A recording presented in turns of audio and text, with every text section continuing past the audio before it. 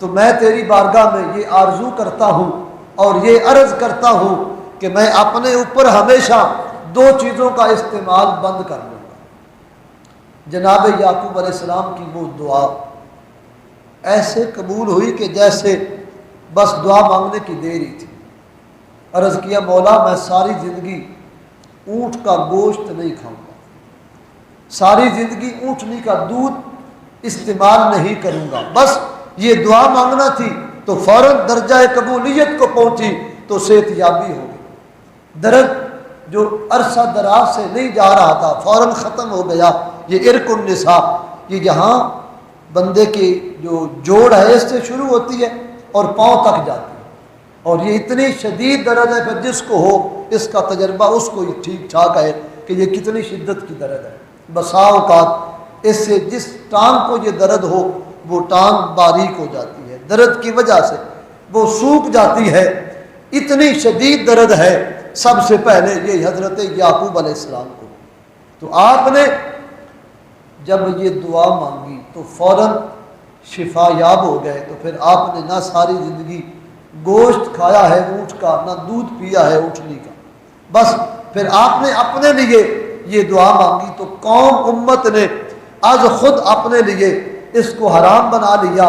جب حضور پاک علیہ السلام کا زمانہ آیا تو رحمت عالم نے اونٹ کے حلال ہونے کو عام اعلان کر دیا، بلکہ قرآن شریف کی وہ آیت کریمہ جس کا تعلق دوسرے پارے سے ہے کہ جب حضرت سیدنا عبداللہ بن سلام رضی اللہ تعالیٰ عنہ یہ مذہباً یہودی مذہب کے عالم تھے، پڑھے لکھے جہاں دیدہ بندے کا نام ہے حضرت عبداللہ بن سلام، جب حضور پاک علیہ السلام مدینہ پاک میں گئے، اشاعت اسلام بڑھتی گئی، لوگ حلقہ بگوش اسلام ہوتے گئے، تو یہودیوں کو یہ کب گوارا تھا کہ کوئی بندہ مکے سے آ کے اجنبی بن کے اور مہمان بن کے آئے، پھر مدینے میں وہ رہائش پذیر قیام پذیر ہو جائے، پھر صرف زمین پر ہی اس کا راج نہ ہو، لوگوں کے دلوں پر اس کا راج ہو جائے، اور وہ جدھر اشارہ کرے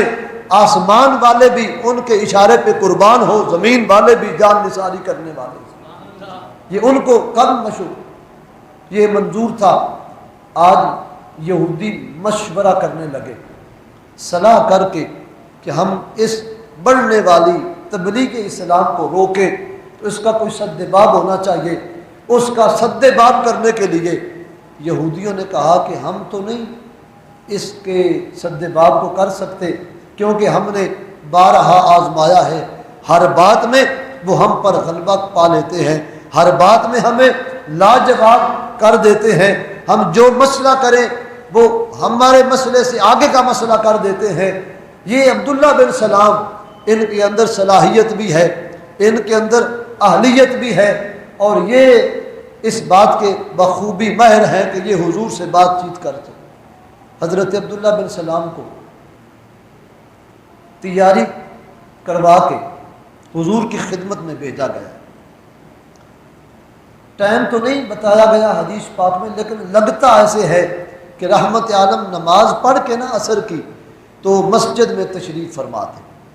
حضرت عبداللہ بن سلام آئے اور حضور کی مجلس لگی ہوئی تھی، تو آقا دو جہاں اس دن کوئی خطبہ ارشاد فرما رہے ہیں، رحمت عالم کا خطبہ مبارکہ۔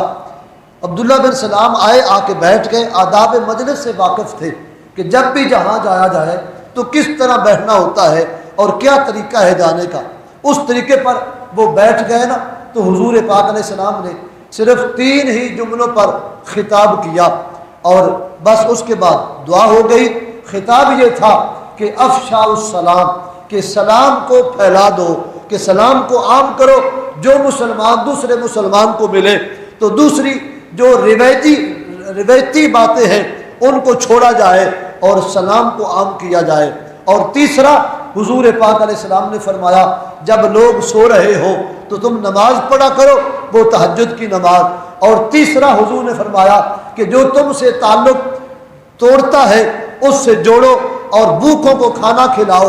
بس یہ حضور کا خطاب تھا۔ خطاب ختم ہوا، لوگ اجازت لے کے اٹھنے لگے۔ رحمت عالم نے عبداللہ بن سلام کی طرف دیکھا، فرمایا ہاں جی آنے والوں بتاؤ تم کدھر آئے ہو؟ عبداللہ بن سلام نے کہا یا حبیب اللہ میں آپ کا کلمہ پڑھ کے مسلمان ہونے آیا ہوں۔ رحمت عالم نے ارشاد فرما دیا تم صحیح نہیں کہہ رہے، تم کسی اور ارادے پر آئے تھے۔ یا حبیب اللہ آپ سچ کہہ رہے ہیں، میں ارادہ اور لے کے آیا تھا، ارادہ مناظرے کا، بحث مباحثہ کا، لیکن جب تک دیکھا نہیں مزاج اور تھا، اب دیکھ بھی لیا ہے سن بھی لیا ہے۔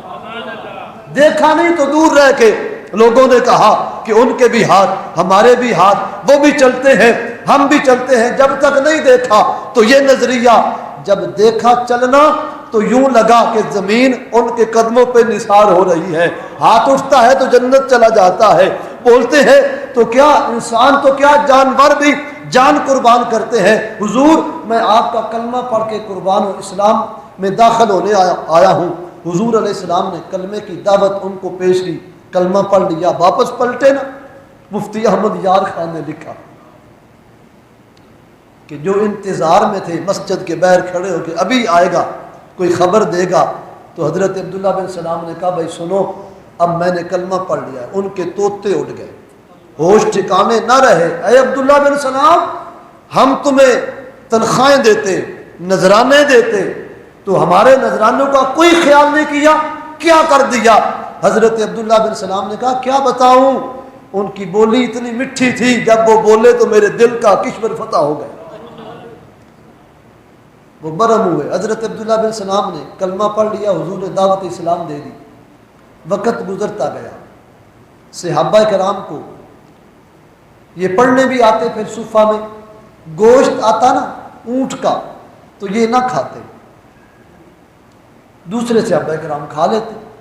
یہ اونٹ کے گوشت سے نفرت کرتے کہ نظریہ یہ تھا کہ چونکہ یہودیت میں وہی مسئلہ کہ یہودیت میں یہ ہمارے اوپر حرام تھا تو لہٰذا میں نہ بھی کھاؤں تو کیا حرج ہے کہ چلو مسلمان کھاتے رہیں، چونکہ میں مذہب یہودی رکھ کے آیا ہوں تو اگرچہ کلمہ پڑھ کے مسلمان ہو گیا ہوں لیکن اس وقت بھی نہیں کھاتا تھا تو اب بھی نہیں کھاتا۔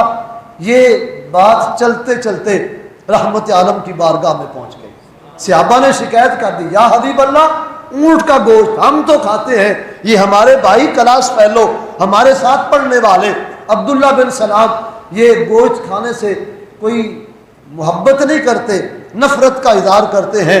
جب حضرت عبداللہ بن سلام کو بلایا گیا، جبریل امین بھی آ گئے، یا ایھا الذین آمنوا ادخلوا فی السلم کافہ ولا تتبعوا خطوات الشیطان انہ لکم عدو مبین۔ اے ایمان والو اسلام میں پورے طور پہ داخل ہو جاؤ، شیطان کے قدموں کی پیروی نہ کرو۔ حضرت عبداللہ بن سلام کو حضور نے یہ آیت سنائی تو وہ کہتے ہیں کہ مجھے یوں لگا یہ آیت میرے لیے ہی آئی ہے۔ کہتے ہیں اس دن سے میں نے پھر وہ یہودیت کے مذہب کی جتنی خرافات ہمارے اندر پائی جاتی تھی ان سے توبہ کر لی، پھر میں نے اونٹ کا گوشت کھانا اپنے لیے جائز سمجھ لی۔ تو یہ یہودی آئے حضور کے پاس تو کملی والے آقا نے ان کو لاجواب کر دیا، فرمایا وہ تو کسی وجہ سے کسی مجبوری کی وجہ سے انہوں نے حرام کیا تھا، اور میرے اللہ نے میری امت کے لیے جو چیزیں حلال کی ہیں ان کو بھی بیان کیا ہے، اور جو حرام کی ہیں اللہ نے مجھے اختیار دیا ہے، کچھ میرے اللہ نے حرام کر دی ہیں اور کچھ کو میں نے حرام کر دیا۔ تو حضور پاک علیہ السلام کی یہ شان بیان کی گئی، قل فللہ الحجۃ البالغہ فلو شاء لہداکم اجمعین۔ اے محبوب صلی اللہ علیہ وآلہ وسلم تم فرما دو اللہ ہی اپنی حجت کو پورا فرماتا ہے۔ اللہ کی حجت کیا ہے؟ یہ آج کے سارے اس عنوان کا مقصد ہے کہ حجت اللہ البالغہ یہ کس کو کہا گیا اور کیوں کہا گیا؟ حضور کو۔ اللہ تعالیٰ نے اپنی دلیل ارشاد فرمائی، فلو شاء لہداکم اجمعین، چونکہ انہوں نے سوال کیا تھا تو ان کے سوال کے جواب وہ کہنے لگے تو اگر وہ چاہتا تو ہم سب کو ہدایت مل جاتی، لیکن اللہ تعالیٰ نے نہیں چاہا تو ہمیں ہدایت نہیں ملی۔ حضور پاک علیہ السلام نے فرمایا ایسے نہیں، رب نے بندوں کو مجبور نہیں کیا اور یہ اسلام سے پہلے ادیان کا ضابطہ اور قانون رکھا گیا کہ دین ہر ایک بندے کو کھلی چھٹی دی گئی کہ فرمایا یہ دین ہے، اس کے یہ فوائد، نہ ماننے کے یہ نقصانات ہیں، اگر کوئی مانتا ہے تو فابہا، کوئی نہیں مانتا تو اس کی اپنی مرضی ہے۔ جبراً اسلام قبول کیا ہوا ناقابل منظور ہے، جبر کے اعتبار پر کوئی زبردستی اسلام کو قبول کروانا چاہے تو وہ قابل قبول نہیں ہے، اس واسطے کہ جبراً اسلام قبول کرنا یہ نہ رب کو پسند ہے نہ اللہ کے محبوب علیہ السلام کو پسند ہے۔ فرمایا اسلام ہم نے وہ حسین دین دیا ہے جس کا تقاضا یہ ہے کہ یہ جبر سے نہیں محبت سے قبول کیا جائے۔ محبت سے قبول کی ہوئی چیز وہ دیر تک اثر پذیر رہتی ہے، اور جبر سے قبول کیا ہوا اصول قانون اتنی دیر ہی منظور رہتا ہے جب تک وہ جبر برقرار رہے۔ جب جبر سے چھٹی ملی تو وہ سارا نظام بگڑ گیا۔ اس واسطے دین اسلام یہ جبراً نہیں بھیجا گیا، جبراً نہیں پھیلایا گیا، یہ تو محمد مصطفیٰ کی محبت کے صلے میں پھیلایا گیا۔